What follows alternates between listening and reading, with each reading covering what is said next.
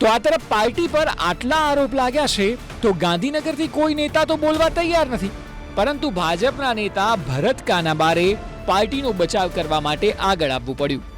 ભરત કાનાબારે કહ્યું કે ભારતીય જનતા પક્ષ એક શિસ્તબદ્ધ પાર્ટી છે અને કાર્યકર્તા તથા હોદ્દેદારોના અભિપ્રાય બાદ જ ઉમેદવારને પસંદ કરવામાં આવે છે. જો કે તેઓ કાછડિયાના નિવેદનથી બિલકુલ અસહમત નહીં હોય, કારણ કે છેલ્લે તેઓએ એવું પણ કહ્યું કે ક્યારેક બની શકે કે પક્ષ ગેરમાર્ગે દોરાયો પણ હોય. એટલે ભારતીય જનતા પાર્ટીમાં ચૂંટણીના ઉમેદવારની પ્રક્રિયા બહુ મજબૂત છે. રોબુસ્ટ સિસ્ટમ કહેવાય ને. નીચેથી કાર્યકર્તાઓનો ફીડબેક લેવાય, હોદ્દેદારોના પણ અભિપ્રાયો લેવાય, સંકલન થાય. આ બધી પ્રોસેસને અંતે ઉમેદવારો નક્કી થતા હોય છે. પણ આજે પાર્ટી વિશાળ બની છે. અનેક લોકો પાર્ટીમાં નવા સક્રિય થયા છે, અનેક લોકો કોંગ્રેસમાંથી પણ આવ્યા છે.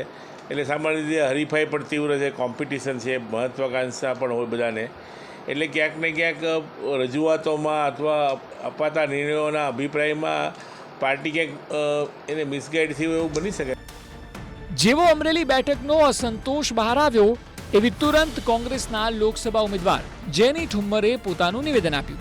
તેઓએ ભારતીય જનતા પાર્ટી પર પ્રહાર કર્યા અને કહ્યું કે ભાજપને હવે હાથના કરેલા હૈયે વાગી રહ્યા છે. અરે કાકા, શું માહોલ છે કાશ્મીરનો? દીકરા, પહેલા તો હાલ બેહાલ જ હતા. ઘૂસણખોરી, ડર અને તણાવ. અને આજે એટલા બધા ટુરિસ્ટ આવે છે, મેં મારી જિંદગીમાં નથી જોયા. સિનેમા હોલ ખુલ્યા, રેસિંગ થવા લાગી, ફોરેન સમિટ થવા લાગી, પહેલી વાર સિગ્નલ ઉપર રેડ લાઇટ લાગી અને અમારા જીવનમાંથી રેડ એલર્ટ હટ્યું. અમારા મનમાંથી ખરાબ યાદોને હટાવી છે મોદીએ. છતાં પણ એ કહે છે આ તો બસ ટ્રેલર છે. ભાઈ, શાંતિ, સુરક્ષા અને વિકાસની ગેરંટી મોદીજીની, તો એને જીતાડવાની ગેરંટી આપણા સૌની. કમળનું બટન દબાવો, ભાજપને જીતાડો.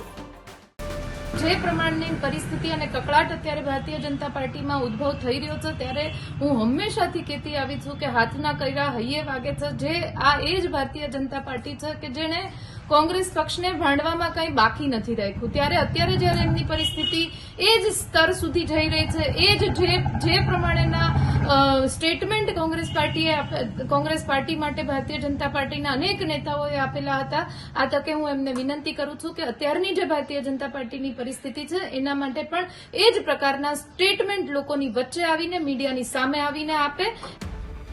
નારણ કાછડિયાએ જ્યારે લોકસભા ઉમેદવાર અને તેમના લીધે નીરસ મતદાનની વાત કરી, ત્યારે આપને જણાવી દઈએ કે અમરેલીમાં ભાજપે ભરત સુતરિયાની ટિકિટ આપી હતી. અહીં વર્ષ 2019માં 55.75% મતદાન થયું હતું અને 2024માં માત્ર 49.44% મતદાન નોંધાયું છે. એટલે આંકડાઓ જોશો તો 5 થી 6% ફરક છે. અને આંકડાઓ જોતા સ્પષ્ટ કહી શકાય કે નારણ કાછડિયાએ ઉમેદવારને પસંદ કરવા પર સવાલ ઉઠાવ્યો તેને બળ પૂરું પાડતા આંકડા છે. કારણ કે અમરેલીમાં રાજ્યની તમામ બેઠકોમાં સૌથી ઓછું મતદાન થયું છે. લોકોએ ભારે નીરસતા દાખવી છે.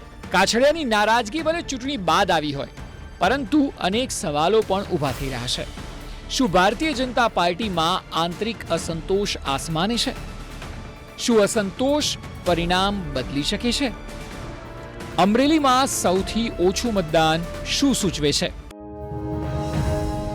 એક વાત કહું ભાઈ, આજે આપણા દેશની સામે આંખ ઉઠાવીને જોવાની પણ કોઈ હિંમત કરતું નથી. પહેલા આપણે આપણા દેશમાં ડરીને ચાલતા, હવે આપણા દુશ્મનો તેમના દેશમાં પણ સુરક્ષિત નથી. રાઈટ.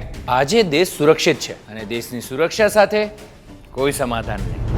આ છે મોદીની ગેરંટી અને મોદીજીને વોટિંગ એ છે અમારી ગેરંટી. કમળનું બટન દબાવો, ભાજપને જીતાડો. 5 લાખના ટાર્ગેટમાં મૂળ કાર્યકર્તાઓ પાર્ટીથી દરકિનાર થયા છે.